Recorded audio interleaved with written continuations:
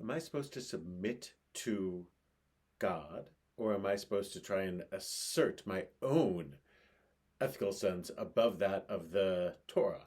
Which is it? When if there's if a mitzvah is a commandment, am I supposed to just feel commanded and do it? This is a problem that pops up across religion, certainly in Judaism. Am I supposed to object if I don't like the Torah, or am I supposed to just obey? Any religious system will have this. Any secular system will have this. Any political grouping, if you don't have some part of the group that you're a part of that you object to, you're probably not thinking hard enough. This week it pops up in the Torah, Parshat Ra'eh, Deuteronomy, chapter 13, 16, 17, says if you have an idolatrous town, you have a town where they're worshiping idols, says first investigate deeply, and you find that it's true.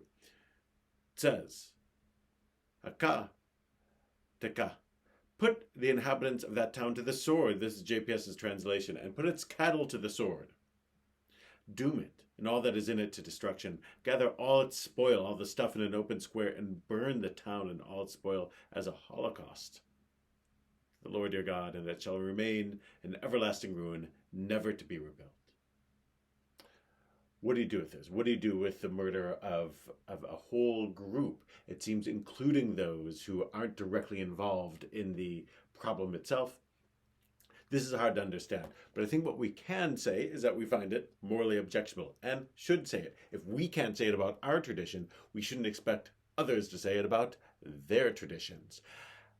And what's it doing there then? How can I be part of religion that has has such problematic stuff in it? Part of the answer is that we are to understand how other people think.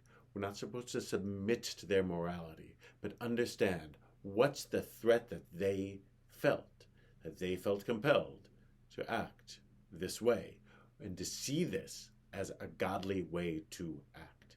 In our society, we fail to understand people often who are different from us.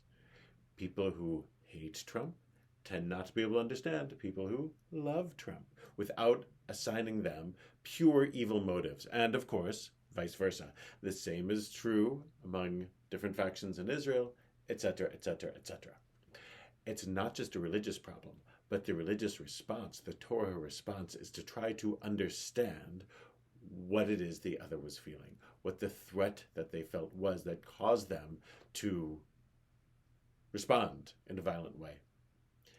This, I think, is part of the eternal truth of Torah, to get us out of our echo chambers, to try and make us face difficult situations, and to try and understand not just what we think, but how others respond to things. This is not submission, it's relationship. And that's part of what a mature relationship with Judaism asks of us. Shabbat Shalom.